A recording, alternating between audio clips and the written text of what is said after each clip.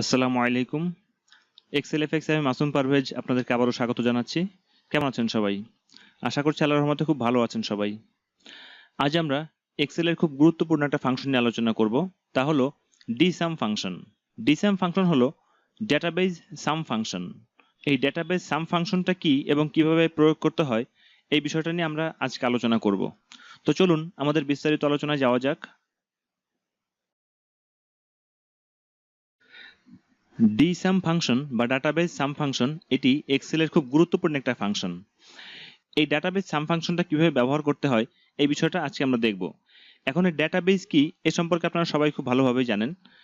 সংক্ষেপে বলতে গেলে হাজার হাজার ইনফরমেশনের সুশৃঙ্খলাবদ্ধ সমষ্টি হচ্ছে ডাটাবেজ। তো এই ডাটাবেজ থেকে কিভাবে আমরা আমাদের স্পেসিফিক ডাটাগুলোর সাম ব্যবহার করতে পারি একটা ফাংশনের মাধ্যমে, অর্থাৎ ডিসাম ফাংশনের মাধ্যমে, এই বিষয়টা আমরা দেখব। তো চলুন আমরা আমাদের ফর্মুলাটা লিখে ফেলি। আমরা ইকুয়াল চিহ্ন দিলাম, তারপর লিখলাম ডিসাম।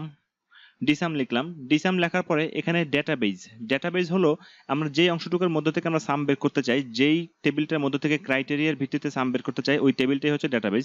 তো আমরা এখানে একটা টেবিল ক্রিয়েট করে রেখেছি, একটা ক্ষুদ্র একটা ডাটাবেজ। এখন এই ডাটাবেজ হিসেবে এটাকে আমরা সিলেক্ট করি, আমাদের এটুকু সিলেক্ট করলাম ডাটাবেজ হিসেবে।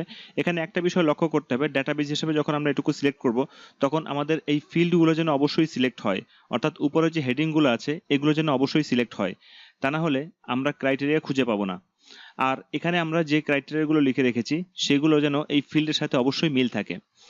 এখন আমরা ডাটাবেজ হিসেবে একটু সিলেক্ট করলাম, এরপরে আমরা কমা দেই। কমা দেওয়ার পরে ফিল্ড অর্থ আমরা যে অংশটুকুর মধ্য থেকে, অর্থাৎ যেই কলাম থেকে আমরা ক্রাইটেরিয়া অনুসারে সাম করতে চাই ওই কলামটাই হলো ফিল্ড।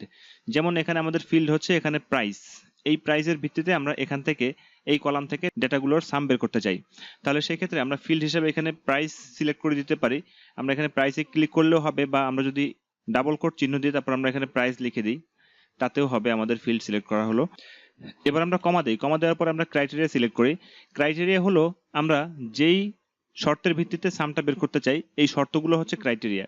তো আমরা এখান থেকে এই শর্তটুকু সিলেক্ট করে দিই। আমাদের এই অংশটুকু হলো ক্রাইটেরিয়া, অর্থাৎ ম্যানুফ্যাকচারিং ডেট যখন লিখবো তখন ওই ডেটের মধ্যে যতগুলো প্রোডাক্ট প্রাইস রয়েছে ততগুলোর সাম হবে। আবার যদি আমরা এখানে নেম অফ দ্য ব্র্যান্ড লিখি তাহলে সেক্ষেত্রে ওই নির্দিষ্ট ডেটে ওই ব্র্যান্ডের কতগুলো ল্যাপটপ আছে, তাদের প্রাইস কত, এগুলোর সাম হবে। যদি আমরা এখানে প্রসেসরের ভার্সন লিখি তাহলে এই ক্রাইটেরিয়াগুলো ম্যাচ করবে যার সাথে, সেই ডাটাগুলোর সাম বের হবে। এভাবে আমরা সাম বের করতে পারি। তো সেই ক্ষেত্রে আমরা ক্রাইটেরিয়া এটুকু লেখার পরে আমরা ব্র্যাকেট ক্লোজ করে দেই। তারপর যদি আমরা এন্টার করি তাহলে দেখুন এখানে আমাদের টোটাল প্রাইসটা শো করছে, অর্থাৎ এখানে যতগুলো ল্যাপটপের প্রাইস দেওয়া রয়েছে এই সমস্ত ল্যাপটপের প্রাইসগুলো এখানে শো করছে। তো এবার যদি আমরা ডেট হিসাবে 1/1/2017 লিখি তাহলে দেখুন 1 তারিখে যতগুলো ল্যাপটপের ম্যানুফ্যাকচার্ড হয়েছে ততগুলো ল্যাপটপের সামেশন শো করছে এখানে 4,60,000।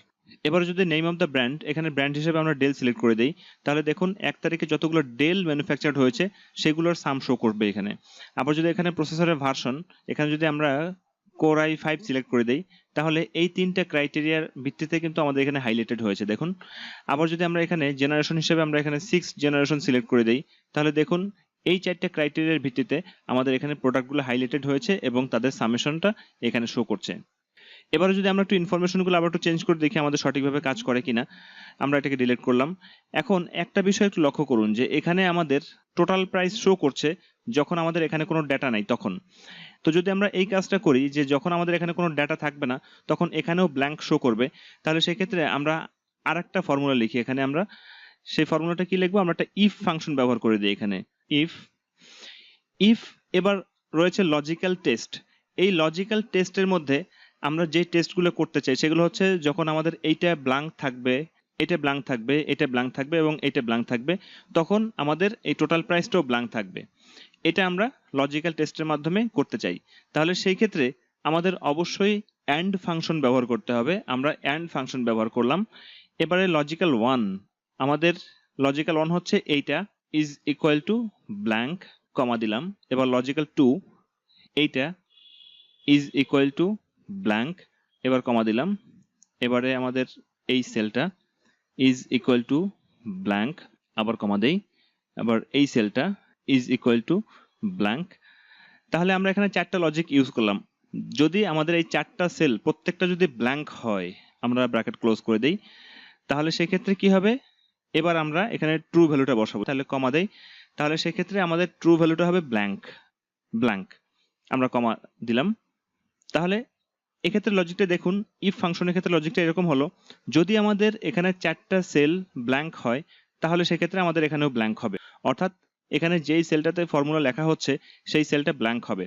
আর যদি এই 4টা সেল ব্ল্যাঙ্ক না হয়, অর্থাৎ কোনো একটা সেল যদি কোনো ডেটা দ্বারা পূর্ণ থাকে, তাহলে সেক্ষেত্রে ব্ল্যাঙ্ক শো করবে না, তাহলে সেক্ষেত্রে আমাদের এই ডিসাম ফাংশনটা যেভাবে আছে সেভাবে কাজ করবে।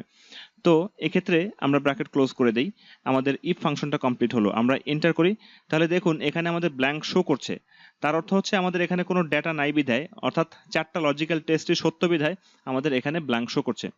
এবারে যদি আমরা এখানে 2 1 তারপরে 2017 এটা দিলাম, এটা দেওয়ার পরে তাহলে দেখুন এখানে কিন্তু তখন আর ব্ল্যাঙ্ক নেই, কারণ আমাদের একটা ফিল্ড অলরেডি ডাটা দ্বারা পূর্ণ হয়েছে, যে কারণে আমাদের এখানে টোটাল প্রাইসটা আর ব্ল্যাঙ্ক শো করছে না। নেম অফ দ্য ব্র্যান্ড হিসাবে এখানে যদি আমরা লেনোভো দেই, লেনোভো দিলাম, তারপরে প্রসেসরের ভার্সন এটা যদি আমরা কোরাই 7 দেই, তাহলে দেখুন এখানে কোরাই 7 এর প্রাইসগুলো এখানে সাম হয়ে আসছে। তারপরে যদি জেনারেশন হিসাবে আমরা এখানে 7 জেনারেশন সিলেক্ট করি, তাহলে এখানে দেখুন এই 7 জেনারেশন কোরাই 7 লেনোভো 2 তারিখে যতগুলো ম্যানুফ্যাকচার্ড হয়েছে ততগুলোর প্রাইস এখানে শো করছে। তো এটাই হলো ডিসাম ফাংশন। আশা করছি ডিসাম ফাংশনের মধ্যকার যত বিষয়গুলো ছিল সেই বিষয়গুলো আপনারা ভালোভাবে বুঝতে পেরেছেন। তো এটা আশা করছি আপনাদের কর্মক্ষেত্রে অনেক কাজে লাগবে। এটা খুব গুরুত্বপূর্ণ একটা ফাংশন। এখানে একটা বিষয় লক্ষ্য করা প্রয়োজন যে আমি তো এখানে শুধুমাত্র ক্ষুদ্র একটা ডাটাবেজ নিয়ে আমি এখানে সাম বের করেছি, কিন্তু যখন হাজার হাজার ডাটা নিয়ে কাজ করা হবে তখন সাম বের করার বেলায় এই ডিসাম ফাংশন বা ডাটাবেজ সাম ফাংশনটা খুব গুরুত্বপূর্ণ ভূমিকা পালন করবে। তো আমার টিউটোরিয়ালটা এই পর্যন্ত। যদি আমার টিউটোরিয়ালটা আপনাদের ভালো লাগে এবং আপনাদের সামান্যতম উপকারে আসে, তাহলে আমার টিউটোরিয়ালটা আপনারা আপনাদের বন্ধু বান্ধবদের সাথে শেয়ার করবেন এবং আমার জন্য দোয়া করবেন যাতে আমি আরো সুন্দর সুন্দর টিউটোরিয়াল তৈরি করতে পারি। আপনাদের সবাইকে শুভেচ্ছা জানিয়ে আমার টিউটোরিয়ালটা এখানে শেষ করছি। আসসালামু আলাইকুম ওয়া রাহমাতুল্লাহি ওয়া বারাকাতুহু।